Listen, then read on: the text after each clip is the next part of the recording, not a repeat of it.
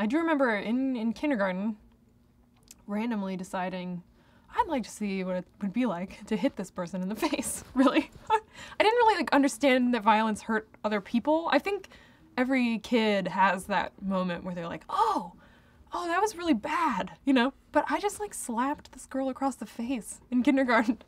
and my teacher yelled at me and I didn't even try to defend myself because I was kind of like, why did I do that? But I do remember that being a really strong moment of I'm gonna do this. I'm not sure what's gonna happen, but I'm gonna do it. And I got a timeout, which I definitely deserved. And I do remember apologizing to her also. So I'm not a terrible person, but I did choose to slap her. So I've got good and bad inside me, I guess.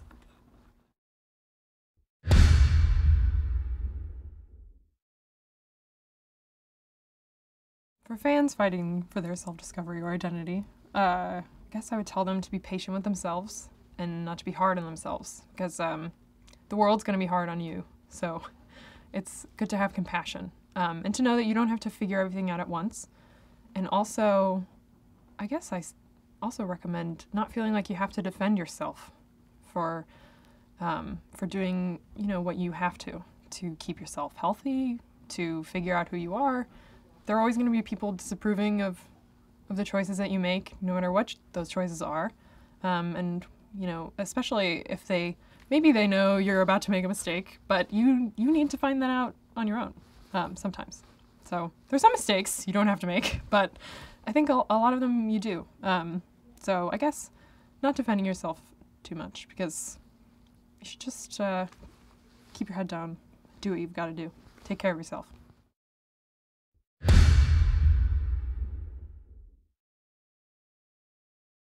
In real life, I think my mother reflects divergence to me, probably for the same reasons that Triss's mother is divergent. Because for my whole life, until I reached young adulthood, I thought of my mother in one way, which was as someone who was always giving to us, who is very selfless, little abnegation streak in her. And I never thought of her as an independent human being with an entire life and history apart from me. But then when I got to a certain age, she started telling me stories about the things that had happened to her in her life. And I found out more about some of the bolder decisions she had made. And I realized, like Triss does, that my mother is dauntless. So she's an incredibly brave person, but also is still a selfless person. So she's just, I don't know, I think it's one of those moments of coming of age when you realize that your parents are whole human beings outside of you, that they don't just exist for you, they have existed long before you. So that was, I've had a really profound experience with her, and I keep learning more about her as I get older. She just becomes more and more complicated as I get older.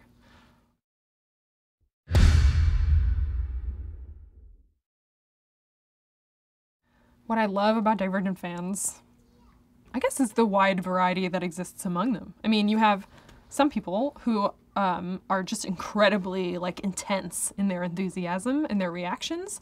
And then I have these people who will be intense on the internet and then meet me in real life and be like, hi. But I've also found some very deep, very thoughtful, very sensitive people among them. So there's just, I mean, they're incredibly artistic. They're sometimes very bold and brash. They're sometimes very quiet and sweet. It's just there's no way to categorize Divergent fans. But I also love their in-jokes, because somewhere along the line, someone, you know that symbol you make with the carrot and the 3 for a heart? Well, someone replaced the 3 with a 4, and it's become the thing, the Divergent fan thing. They call themselves initiates. So they have these little cultural things happening, which are really wonderful.